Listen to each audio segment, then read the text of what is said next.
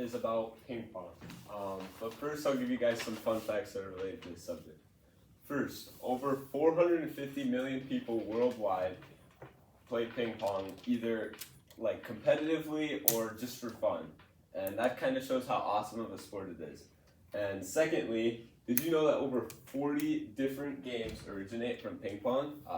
I think that's pretty cool, and it shows that if you do get bored with one game, learning this stuff can go further than just ping pong.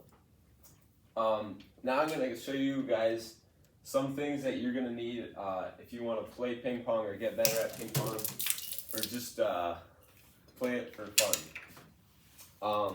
So to get started, I'm gonna show you the table. So this is a ping pong table,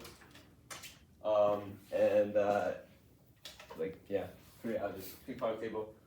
This one's like $300 on some no-name website, so it is kind of like sketch a little bit. But I have one at home. It's Stiga, so it's on brand. It's like $400, $500, and it's really, really nice. But a table's like the most important thing you're gonna need if you're gonna play ping pong. And usually you want to have like the right dimensions and stuff. But I do know some people who really like ping pong and they don't have a table, and so they'll have like a dinner table at home and they'll just hook a net up to it, and then they can play ping pong on that, and that works too, I guess. But the main difference between those would either be the dimension, or like this is particle board, and your dinner table at home usually isn't made of stuff like this and like have the same paint or anything like that. So that'd be a difference the way the ball like plays off the paint. So that's the table. That's the first main thing you're gonna need. The second thing is the net. You can see the net right there. That's like one of the more important parts, I would say. Like after you get the table, you're gonna need a good net. This net's not very nice. As you can see, it's like kind of weak and stuff, and it's like bent on the top there.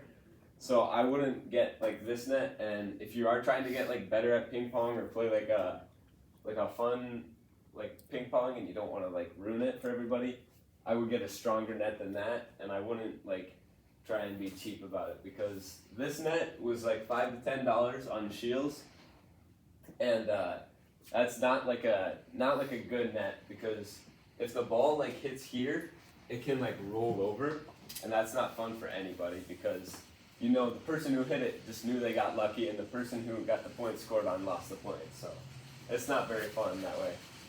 So if you do want to get a better net, usually you can find them online, like Amazon or something, and it'll be made of like metal, and you could just tell the difference between like a strong net and a weak net like that.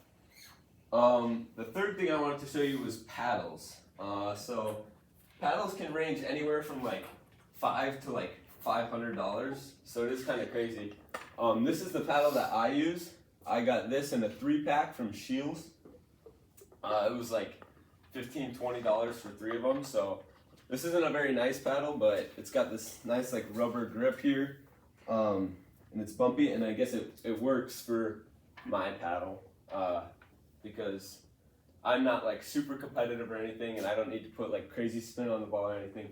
I just like to play ping pong for fun. These paddles are, I'll compare it to this one later, but this is much more like thin. There's not as much rubber, so you can't put as much like spin on the ball if you're going like this or anything, but it works just fine for me. So if you're going to get a paddle, it doesn't really matter. As long as it's like something like this, it should be fine. The second paddle I'm going to show you, this is a $50 paddle. This one's really nice. It's a bit more like squishy, so it almost like absorbs the ball, and then it's more grippy. Like you can probably see the difference between like, this is like smooth rubber and it's a little more grippy, and then this is like texturized rubber. So this one will like if the ball's coming here, it'll catch the ball a little more, and then if you're going in like an upward motion, it'll like cause it to topspin and drop in place, so you can hit it harder, which is nice. And then you can put like spin on it any which way. Personally, I prefer this paddle because you can feel the ball more when you hit it, and so like I like feeling that, and you can kind of like feel where you're putting the ball. This one, if you practice with it and get good, it would be a really nice paddle because It's just very smooth and it can work well, and obviously it's $50. And then this is the third paddle. My siblings got this one for me. It says Matthias, the man, the myth, the legend. I'm two of those things. But this is just a for-show paddle that my siblings got me. Yeah, and then you're gonna need balls. So ping pong balls can usually be found at like any athletic store. I got these ones at Shields, a 30-pack for like $5-10. So they're not very expensive. But if you do get like an off-brand ping pong ball, they could be made of like the wrong material. So I wouldn't get off-brand. I would say get Penn or Prince or Stiga if you're gonna get a ping pong ball. And then the last thing I'm gonna show you guys is the accessories for ping pong. These will make you really, really good at ping pong just because it strikes fear into your opponent. So this is an arm sleeve. I borrowed this from my friend August. It's Nike, so very on brand. Gets that nice like tightness around your arm, makes you feel real good.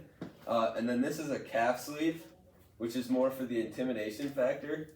For when you're playing ping pong, it really intimidates your opponents, and they'll have no idea what hit them when you get playing.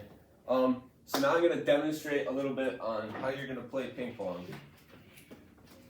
So I'm going to use my paddle because I'm more comfortable with it. Usually, people will play like this, hold the paddle like this, and kind of strike it like that. I prefer it this way, where you can kind of just punch the ball where you want it. It's easier to hit if the ball's coming right at you, rather than having to like move your entire body. So I prefer hitting it like this. As I serve, I'm just going to strike the ball and hit it off there, and then we'll see how that works, because I haven't played ping pong in a little while. So I just keep my eye on the ball, kind of just strike it out front like you usually would. I used to sit in my basement for hours doing this, just to kind of get good. So it's not like hard or anything, but other people will strike it like that. That's what the really good players do. And if you're fast enough, if you can, I'm not going to show you guys because I don't want to mess up in front of the class. But like if the ball's coming and you're striking it like this, you get a lot more power behind it and a lot more spin, so it can drop into place. And you can like apply spin like different ways. So if you hit the ball, like if the ball's coming and you hit it like that, it can spin that way, or if it's going that way, you can spin it that way. And just stuff like that. And so that's kind of the main stuff you need to know about ping pong. Ping pong's a really fun sport. I know there's many different ways you can play ping pong. Like I said in the beginning, there's over 40 different games that come from ping pong. I know one's called like sting pong. I play that all the time with my friends. It causes a lot of pain to the losers, so they really want to get better, and it is really fun. And then there's bobble pong, which I have no idea about, but I found it on the website, so it's got to be real. Thank you for listening to my speech about ping pong, and have a great day.